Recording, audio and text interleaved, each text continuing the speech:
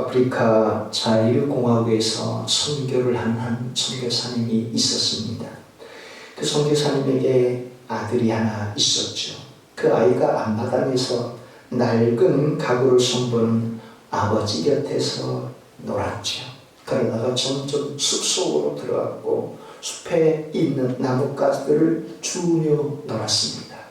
한참을 놀고 있는데 아버지가 다급한 목소리로 소리를 지릅니다. 필립, 빨리 땅에 엎드려 하고 말했죠. 그러자 어린 아들 필립은 영문도 모른 채 갑자기 땅바닥에 엎드렸죠. 그래서 다시 아버지가 말합니다. 필립, 아빠 보이지? 이쪽으로 기어와라. 조용조용 이쪽으로 어서 와 하고 말했죠. 필립은 아버지가 시키는 대로 이번에도 땅바닥에 기기 시작했습니다. 필립이 아버지 곁에 왔을 때 아버지가 비로소 이렇게 말하는 것이었죠. 내가 있던 나무가지 위에 독사가 있었어. 저 나무가 보이지? 하고 말했죠. 그러자 그 나무 위에 있는 독사를 본 아들이 그때서야 놀란 가슴을 쓰라리며 아버지 품에 안겼습니다. 아무것도 아닌 것 같지만 그 이야기 속에 소중한 깨달음이 담겨있지 않겠습니까? 아버지의 말에, 어머니의 말에, 부모님의 말에 무조건 순종하는 것이 자식이 잘 살 수 있는 비결이라는 것이죠. 만약 아버지가 필립 땅에 엎드려 그랬을 때 아들이 왜요? 뭔데요? 다 저 물었다냐. 필립 이쪽으로 기어와. 왜요? 내비둬요. 그랬다면 어쩌면 독사에게 물려 죽었을지 모르지요. 이 땅의 부모님의 말에 잘 공경하고 순종하며 사는 것이 자기 생명을 지키는 길이다 하는 것을 우리에게 일깨워주는 것이죠. 때로는 아무 이유도 묻지 않고 묵묵히 순종하는 것이, 부모님의 말씀에 순종하는 것이 그 자식이 잘 살 수 있는 비결이라는 것이죠. 우리가 알고 있는 사울왕과 다윗 왕의 차이도 마찬가지 아니겠습니까? 사울은 베냐민 지파 족속의 후예입니다. 사사기 시대에 큰 죄를 저지른 까닭에 베냐민 족속들이 거의 다 그만 죽어버렸죠. 완전히 소수 족속으로 전락했는데 하나님은 그 베냐민 지파의 사울을 왕으로 뽑으셔서 이스라엘 12지파의 왕으로 삼아 주셨습니다. 그런데 그때 왕으로 세울 때도 사울은 소신에서 밤구 뒤에 숨어 있을 정도였습니다. 그런데 그런 사울을 하나님이 왕으로 선택해 주셨을 때 그 이후에는요, 그는 하나님의 말씀에 귀를 기울이지 않았습니다. 아말렉과 전투를 벌일 때도 이스라엘 백성들이 광야를 행진할 때 그 아말렉 족속이 이스라엘 백성들의 후미 뒤쪽에 병든 자, 연약한 자, 그리고 정말 쩔뚝쩔뚝거리는 그 뒤쪽을 다 공격해서 약탈해 갔기 때문에 그들을 진멸해라. 그 족속을 진멸하되 남자와 여자와 아이들 그리고 모든 짐승도 하나도 남기지 말고 다 진멸하라고 사울에게 말했죠. 근데 사울 왕이 어떻게 합니까? 다 진멸하는 것 같았지만 살찐 소, 살찐 양들은 살렸고 자신이 다 취했다는 겁니다. 그래서 사무엘 선지자가 물었죠. 왜 이렇게 하셨습니까? 왜 하나님의 말씀을 듣지 않는 것입니까? 라고 말할 때 사울이 변명을 하죠. 예, 실은 이 살찐 소와 살찐 양을 하나님께 번제물로 바치려고 했습니다. 라고 말하죠. 그러자 사무엘 선지자가 하나님의 말씀을 전하는데 사무엘상 15장 22절 이하를 통해 이렇게 말씀합니다. 같이 읽겠습니다. 아멘. 사무엘이 이르되 여호와께서 번제와 다른 제사를 그의 목소리를 청종하는 것을 좋아하심같이 좋아하시겠나이까? 순종이 제사보다 낫고 듣는 것이 수양의 기름보다 나으니 이는 거역하는 것은 점치는 죄와 같고 완고한 것은 사신 우상에게 절하는 죄와 같음이라. 왕이 여호와의 말씀을 버렸으므로 여호와께서도 왕을 버려 왕이 되지 못하게 하셨나이다. 사울은 하나님의 말씀을 헛토로 듣고 불순종하여 결국 왕에서 추락했고 그의 생명도 길지 못하고 단명하고 말았습니다. 그에 반해 다윗은 어떠했습니까? 지난 시간에 우리가 살펴봤듯이 다윗은 배다른 형들과 다른 8번째 아들이었죠. 형들은 집에서 호의호식하며 살아가는데 자신은 광야 양치기로 내몰리는 삶을 살았습니다. 그럼에도 다윗은 불평하거나 원망하거나 부모의 말에 거역하지 않고 순종하고 공경하는 다윗이었죠. 기울어진 운동장이라고 왜 이 모양 이 꼴이냐고, 올라갈 사다리가 끊겼다고 불평하거나 원망하지 않고 그 환경 속에서 자족하며 물맷돌 실력을 키웠던 다윗이요. 하나님께서 기회를 주셨을 때 골리앗이 쳐들어왔을 때 그 골리앗을 물맷돌을 가지고 쓰러뜨리시는 만군의 여호와의 힘으로 나아갔을 때 하나님께서 그 물맷돌 실력을 사용하셔서 골리앗을 쓰러뜨리게 했던 것이죠. 그야말로 다윗은 대체 불가한 사람이 되었던 것입니다. 그 후에 30살에 왕이 되었고 7년 동안 다 물리친 다음에 12지파의 온전한 왕이 되었고 가는 곳마다 백전 벤승할 수 있도록 하나님께서 은혜를 베풀어 주셨죠. 그리고 50살에 대해서 평안하고 안전할 때 왕궁에 있을 때 순식간에 죄가 파고들지 않습니까? 때로는 바쁘게 사는 것, 분주하게 사는 것이 죄를 짓지 않을 수 있는 길이기도 한데 다윗이 평안하고 안전하게 왕궁에 거닐고 있을 때 우리아의 밧세바를 탐하게 되죠. 범하게 되죠. 중요한 것은 그때 하나님께서 나단 선지자를 통해 당신이 죄인입니다 하나님의 말씀을 선포할 때 다윗이 보인 반응입니다. 사울은 하나님의 말씀을 무시하고 짓밟고 하나님의 말씀 위에 서서 왕권을 강화하는 사울이었다면 다윗은 어떻게 합니까? 하나님의 말씀 앞에 무릎을 꿇고 하나님 아래에서 자신의 죄를 자복하고 회개하며 눈물로 침상을 적실 정도로 탄식하며 회개하죠.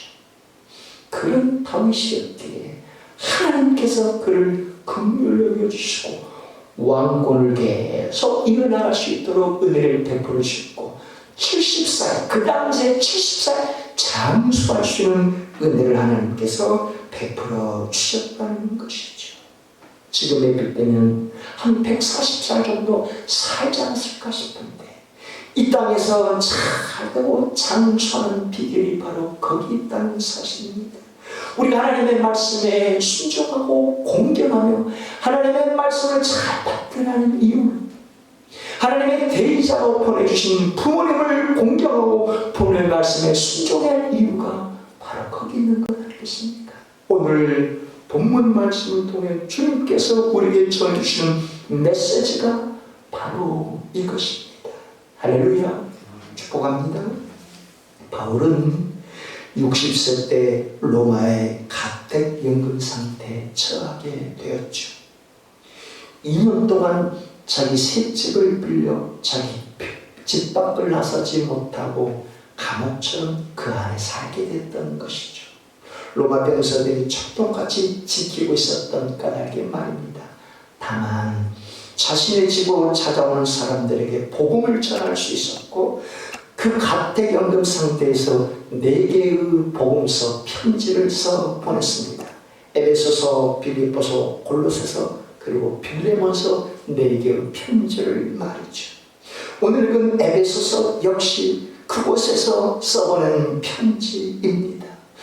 쉬운 2살경에 3차 전도여행을 통해 에베소에 들어가 복음을 전하고 교회를 세우게 되는데, 그 에베소 교회 성도들을 향해서, 에베소 주변에 있는 7교회 성도들을 향해서 이 편지를 써 보내며 읽도록 했던 것이죠. 그래서 에베소서 전반부는 하나님의 예정 가운데 하나님의 자녀로 선택받은 하나님의 은혜에 대해서 써보냈습니다. 나 자신이 하나님을 선택한 게 아니라 하나님의 섭리와 예정 가운데 하나님을 아버지로 고백할 수 있도록 우리를 부르신 그 은혜에 대해서 써나갔던 것이죠. 에베소서 후반부는 하나님의 택하심을 받은 하나님의 자녀들이 하나님의 부르심에 합당한 삶을 살아가라라고 권면해서 보낸 것이죠. 하나님의 택하심을 받은 자답게 세상 사람들과 구별된 하나님의 자녀로 살도록 말이죠.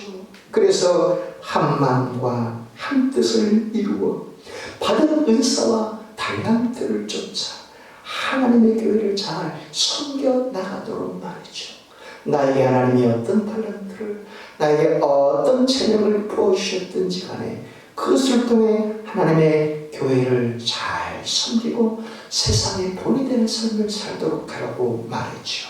더욱이 이전에는 어둠과 방탕을 쫓아 살았다면, 이제는 우상 숭배자의 삶을 살았다면, 이제는 그 길에서 벗어나 빛 가운데 나아가는 삶을 살라고 권면해 보는 것이었죠.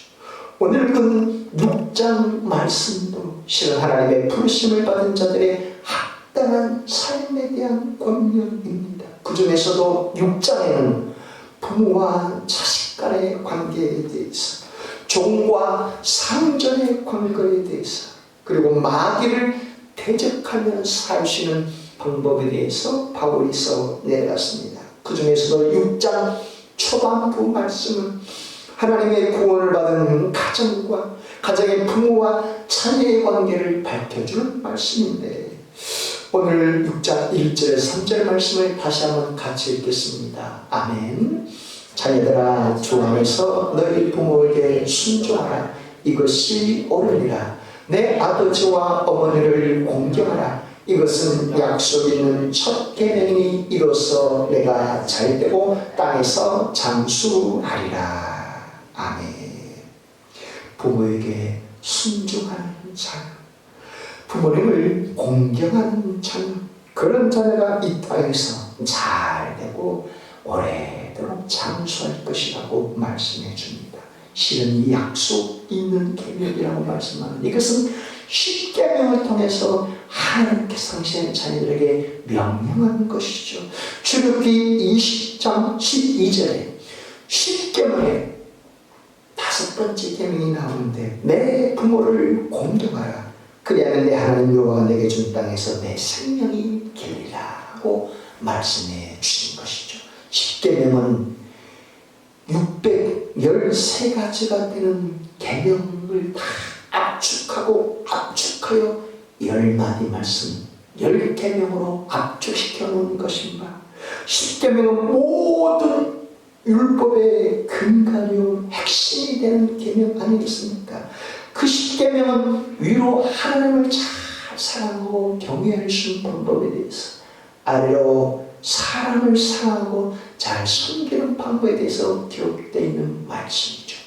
사람을 사랑하는 것, 이웃을 사랑하며 살아가는 그 첫 번째 계명으로 내 부모를 공경하라 라는 이 약속에 있는 말씀을 주신 것이요, 그것을 잘 지키고 순종해 나갈 때 장수하고 잘 될 것이라 하나님의 언약으로 오늘 우리에게까지 약속해 주셨다는 사실입니다. 그런데 순종하다, 자녀들아 주 안에서 너희 부모에게 순종하라. 이 순종하다는 단어가 헬라어로 휘파코오입니다. 무엇 아래에서를 뜻하는 휘포와 듣는다 하는 아코오의 합성어이죠. 부모에게 순종하라. 이 순종하라는 말이 무엇이겠습니까? 부모님 밑에서 부모님의 말씀을 듣는 것이 순종하다는 뜻입니다. 사울 왕처럼 하나님 위에서 서는 것이 아니라 다윗처럼 하나님의 말씀 아래에서 듣는 것처럼 부모님 밑에서 듣고 따르는 것이 순종하는 것이죠. 부모님이 설령 자식보다 나보다 배운 게 적고 무식해 보여도 부모님 아래에서 부모님의 말씀을 듣는 것이 부모님에게 순종하는 것이다 하는 뜻입니다. 부모님의 재산이 형편없고 자식보다 가난하게 산다 할지라도 그 부모님 밑에서 부모님의 말을 잘 듣고 경청하는 것이 부모님에게 순종하는 것이라는 뜻입니다. 그런데 언제부턴가 자식들이 부모님의 말씀을 귀담아 들으려고 하지 않죠. 무슨 말만 하면 잔소리하지 말라고 핀잔을 줍니다. 어느 시대인데 그런 말씀하며 오히려 부모님에게 호통을 칩니다. 그러나 순종은 부모님의 밑에서 부모님의 말씀을 잘 듣고 경청하는 것이죠. 그런데 그 순종에는 조건이 있습니다. 주 안에서 엔퀴리오, 하나님 안에서, 하나님 말씀 안에서, 예수 그리스도 안에서 순종하는 것입니다. 부모님이 하나님을 믿지 않는데 너도 예수님 믿지 말고 차라리 조상을 섬기고 조상 제사를 드리고 불당에 가서 절하는 게 낫지 않겠냐 말할 때 그것은 순종하지 않아도 된다는 것이죠. 하지만 진리의 문제가 아니라면 내 영혼의 책임질, 내 운명을 책임질 하나님의 말씀을 떠나지 않는 이상 부모님의 밑에서 부모님의 말씀 순종하는 것이 복된 인생을 사는 비결이라고 말씀해 주는 것이죠. 왜냐하면 그 십계명을 통해 사람 사이 가장 먼저 요구하시는 것이 하나님의 원하신 바이기 때문이죠. 종교개혁자 루터는 부모님에 대해 이렇게 밝힌 바 있습니다. 부모님은 자녀에게 있어서 하나님의 대리자이다 하고 말입니다. 무슨 뜻입니까? 보이지 않는 하나님은 보이는 부모님을 통해 당신의 대리자로 이 땅에 부모님을 보내주셨다는 사실입니다. 그렇게 부모님의 말씀을 경청하고 부모님 밑에서 부모님의 말씀에 순종하며 살아야 할 이유가 여기 있다는 것입니다. 그리고 오늘 본문 말씀을 통해 주님께서 우리에게 베푸시고자 하시는 은혜가 무엇인지 알 수 있지 않겠습니까? 주님께서는 저와 여러분이 하나님의 대리자로 보내주신 부모님의 말씀에 순종하며 사는 은혜를 베풀어 준다는 사실입니다. 그렇게 그의 성령님의 음성을 통해 주님께서 우리 각자에게 친히 말씀하지 않겠습니까? 사랑하는 아들아, 사랑하는 딸아, 아프리카 정글 속에서 아들에게 아버지가 다급한 목소리로 말할 때 아들을 살리고자 한 것 아니었겠느냐? 그 아들의 나무에 있는 독사를 바라고 독사로부터 피하도록 다급하게 기도하라고 아버지가 말할 것 아니겠느냐? 이 땅의 모든 부모는 자식의 잘 되기를 바라는 마음으로 그렇게 훈계하고 때로는 삐어있는 말도 하는 것 아니겠느냐? 하나님께서 당신의 대리자로 이 땅의 부모님을 너에게 먼저 보내주셨으니 너의 부모님의 말 밑에서 부모님 밑에서 경청하고 순종하는 걸 하나님이 기뻐하지 않겠느냐? 엔퀴리오, 다만 하나님 안에서, 하나님의 말씀 안에서, 영생의 생명 안에서 내가 부모님의 말씀에 귀 기울이고 순종하는 것 말이다. 그러니 사랑하는 내 딸, 사랑하는 내 아들아, 하나님께서 당신의 대리자로 너에게 보내주신 너의 부모님의 말씀에 진리와 영생에서 벗어나지 않는 말이라 한다면 네가 기꺼이 순종하고 공경하며 살아가야 하지 않겠느냐? 설령 내 부모님이 너보다 배운 게 적고 무식해 보일지라도 너를 낳아주시고 너를 길러주신 부모님 밑에서 경청하며 사는 걸 여호와 하나님이 기뻐하시는 거예요. 내 부모님이 재산도 없고 가진 게 없어 형편없이 보여도 너를 낳아주고 길러준 하나님의 대자인 너의 부모님을 경청하고 공경하며 순종하며 사랑하는 거예요. 하나님이 무엇보다도 원하시지 않겠냐? 너가 그렇게 살아갈 때 네가 이 땅에서 참되고 장수할 것이라고 하나님이 약속해 주신 그 언약의 말씀을 지금도 변치 않고 신실하게 이루시는 하나님의 뜻인 줄 알았으면 좋겠구나. 할렐루야. 오늘 저는 친히 말씀하신 줄 믿습니다. 어머니의 넓은 사랑 귀하고도 귀하다. 그 사랑이 언제든지 나를 감싸줍니다. 내가 울 때 어머니는 주께 기도드리고 내가 기뻐 웃을 때에 찬송 부르십니다. 아침 저녁 읽으시던 어머니의 성경책 손대는 구절마다 모습 보며 납니다. 믿는 자는 누구든지 영생을 얻으리. 들려주신 귀한 말씀 이제 힘이 됩니다. 여기까지 죄송합니다. 여기까지.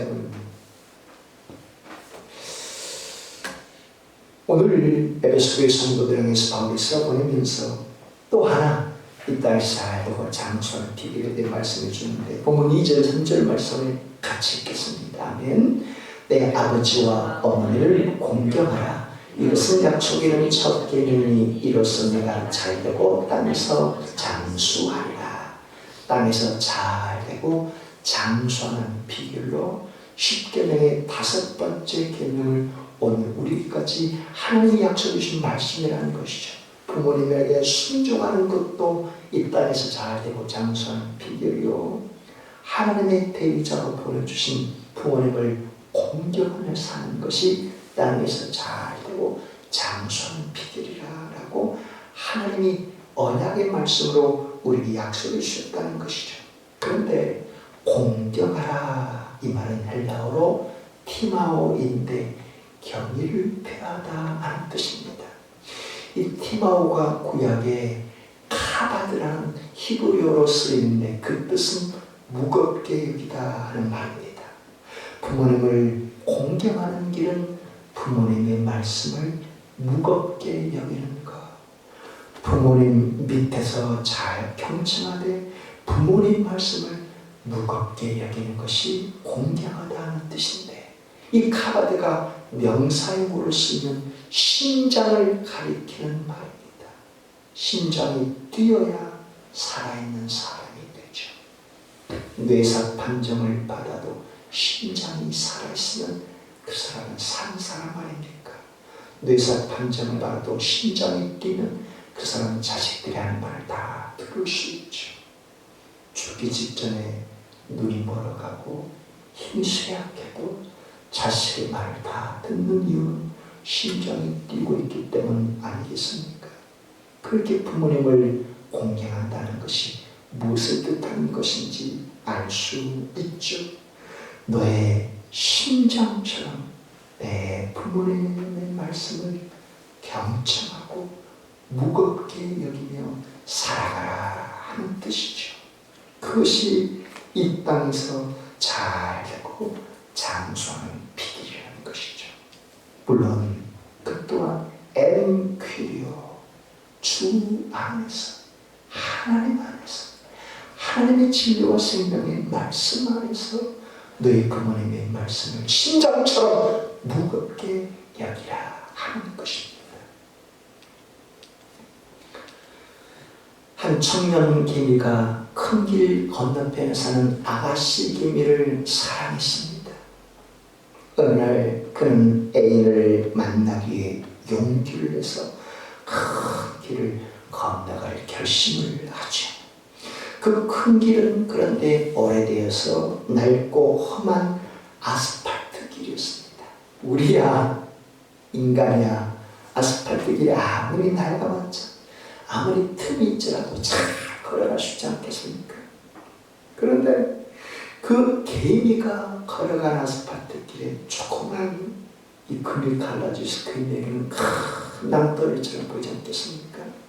그때는 아버지는 무척 염려를 했죠. 아버지 개미는 무척 염려를 했습니다. 그때 아버지 개미는 아들 개미에게 건너갈 때 쓰라고 아주 기다란 지푸라기 2개를 짊어줬습니다. 아들 개미는 이걸 왜 가져가야 하느냐고 아버지에게 항의를 했죠. 그러나 아버지의 말이라 무겁게 여기며 등에 짊어지고 지푸라기를 짊어지고 그 길을 향해 나아갔습니다. 이제 그 청년 개미는 무거운 짐을 등에 지고 투덜거리며 길을 갔죠. 그런데 조금 가다 보니까 아스팔트 길에 상당히 넓어 보이는 틈 사이가 벌어져 있는 것이었습니다. 도저히 자기 발로는 걸어갈 수 없는 상황이었죠. 그래서 그 틈 사이는 그 개미에게는 낭떠러지처럼 보였던 것입니다. 낙담한 채 그는 등에 업고 있는 지푸라기를 다 땅바닥에 내려놓았죠. 그런데 그 지푸라기가 그 낭떠러지 사이를 연결해주는 다리가 된 것입니다. 그리고는 그때 이 개미가 무사히 건너가게 되었고 사랑하는 아가씨 개미를 만나 혼인을 치렀다는 이야기입니다. 무엇을 깨닫게 해주는 이야기 같습니까? 인생의 경륜 속에서 수십 년 살아온 부모님의 인생의 경륜 속에서 터득한 삶의 지혜가 똑똑한 자식들에게 좋은 삶의 밑거름이 될 수 있다는 것 아니겠습니까? 그래서 이 땅에 내 부모님의 말을 공경해야 할 이유, 부모님의 말씀을 내 심장처럼 무겁게 여겨야 할 이유가 여기에 있다는 것이죠. 우리가 주님 앞에 그러니 기도를 드릴 때 어떤 기도를 주님께서 우리의 기도를 기뻐 받으시겠습니까? 그래요 주님, 저도 이 땅에 사는 날 동안 하나님의 대리자로 보내주신 제 부모님을 공경하며 살겠습니다. 부모님의 말씀을 무겁게 여기고 부모님을 제 심장처럼 여기며 존귀하게 대할 수 있도록 저에게 은혜를 베풀어 주세요. 부모님이 저보다 배운 게 좋고 저보다 어렵게 살지라도 부모님을 무시하지 않고 부모님을 공경하며 부모님 아래에 부모님의 말씀을 무겁게 여기며 살겠습니다. 아들 개미의 인생을 내다본 아버지의 인생 경륜 속에서 지푸라기를 짊어질 때 그것이 다리를 건널 수 있는 지푸라기가 될 줄 누가 알았겠습니까? 내가 아무리 인생을 똑똑하게 산다 할지라도 내가 아무리 능력이 있다 할지라도 부모님의 한마디 한마디가 내 인생의 귀한 금은보화 같은 줄 믿습니다. 그러니 주님 엔퀴리오, 주님 안에서 하나님 안에서 하나님의 진리와 생명 안에서 부모님을 공경하되 제 심장처럼 부모님의 말씀을 무겁게 여기며 살겠사오니 하나님의 대리자로 보내신 부모님이 오래오래 건강하게 살고 저 또한 장소에 행복한 삶을 사시도록 저에게 은혜를 베풀어 주세요 라는 기도를 주님께서